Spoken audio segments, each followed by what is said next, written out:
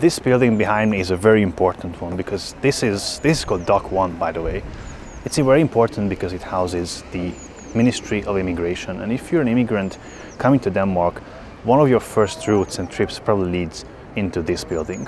And this is where I arrived, and they said, Mr. Kish, we can see you have a valid work contract, you have a place to stay, you're an EU citizen, so we're gonna give you the right to stay here, and here's your CPR number, congratulations. And that was 2.5 years ago. Hey guys, welcome back. It's good to see you again, it's been a while. After I came here a couple months later, I made a video about, we've been here in this country for 6 months, how is it going? And this video has received 30,000 views so far, and more than 100 people subscribed on this video. So thank you very much for that. Now we are at around 500. So I think it's about time I give you an update about how things are going. Is it still a good idea to come to Denmark? How are we feeling now that we've been here for 2.5 years? And what's next for us? If you're interested, come join me. So one of the first things that struck us is how relaxed everything is going here. Well, coming from Eastern Europe, I think it's always a shit show. But really here, I felt that when I came here, and I still feel it this way, that things are just working. You have a government that is doing their job. You can always criticize them, but for a long time I didn't even know who the Prime Minister was of Denmark because it wasn't important. I just knew that they are doing their job, and I think they still are doing their job. The economy is doing great. There's no legislation that would turn your life upside down from one day to another. Inflation is low, our money has good value, wages are slowly increasing, everything is stable. Most of the services that the government is providing are working. They are really working, and that's great to see. Of course, you can criticize the high taxes all day long. I certainly have my criticism about how much money is being collected and how it is being spent, but arguably it's a much better system than they have in many other countries. So that's really, really great. And honestly, I've been so much more relaxed since we came here than before. That is just, it's a day and night difference. And it has also been like that for the last 2 or so years. You know, when you come to another country, it's going to be stressful anyway. But as you set up and you get used to things, it becomes more and more stable. It becomes more and more reasonable and sustainable and more relaxed. I think the Danes are also this way. They are quite relaxed people. On the topic of Danish people, I think that was something that I have criticized, is that it's very difficult to make friends with them. And for sure, we still don't have any Danish friends. All of our friends are expats, immigrants, outsiders, however you want to call them. And I think Danish people are super nice. They are very nice on the surface. They are friendly on the surface, they are polite, and they are very easy to get along with. They are somewhat more difficult to make friends with, at least we haven't had the chance to do that, or the success with that, and they are also known as being reserved.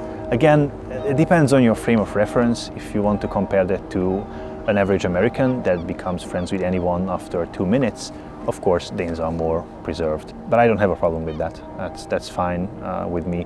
And also, I think that they would like to be friends with more expats that are staying, but they want you to make an effort, to go the extra mile. They want you to be committed to the country, because otherwise, why would they invest time into getting to know you and building a friendship if you're going to leave anyway? The language is also a barrier. I can understand that.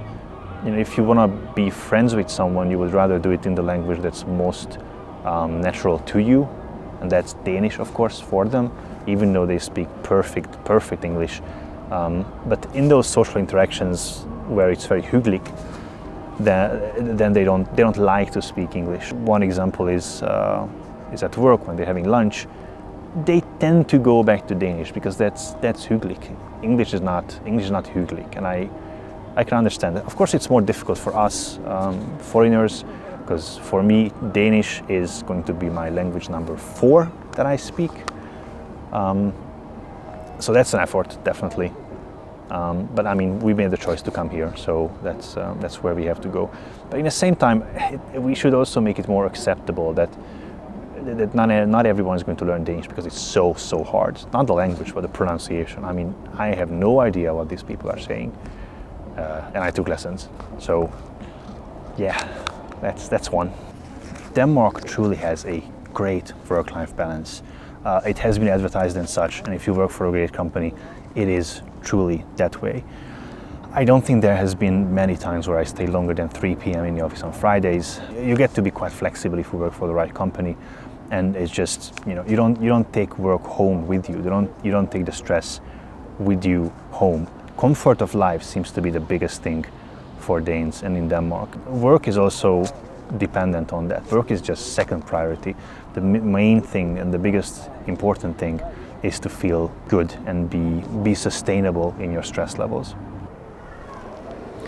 One thing that I complained about last time was that how expensive services are, and generally prices are quite high.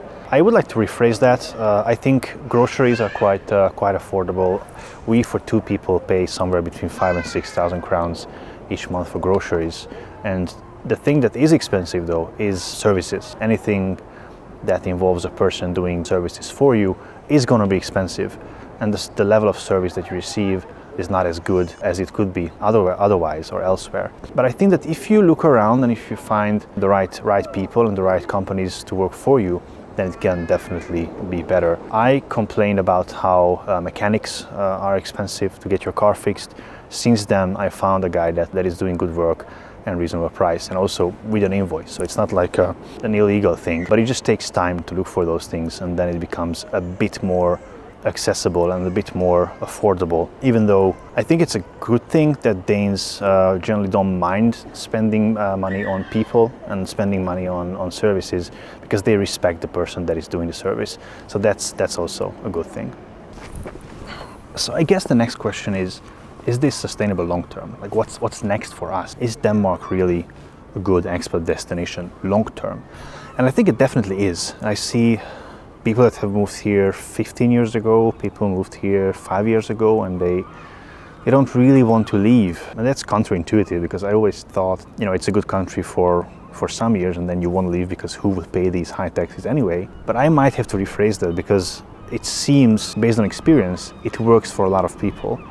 What happened to us is we arrived, we fixed our finances a little bit, then we bought a shitty car, and then we sold that car, then we bought a better car, and now we are looking into what's the next phase. But it's definitely going to be in Denmark. Sure, making friends with locals is a challenge, but there's a lot of expats. Last year, 30,000 people came to Denmark. There's a good community, you can make friends, and it's just, it works. It is so weird still for me to record in public, by the way. But I see that now that I have like a microphone on and I have the camera out on a tripod, I look like a legit operation, so people leave me alone. And I also want to thank you for watching these videos and following me. Today we are more than 500, and I would love to hear about you. Are you in Denmark, or are you thinking about moving here? I want to know more about you, because I can't see too much in the statistics, and I would love to hear your stories. So that's what I had for today. In short, it's great, it's working, it's gonna move on. I thank you for joining, and I'll see you in the next one.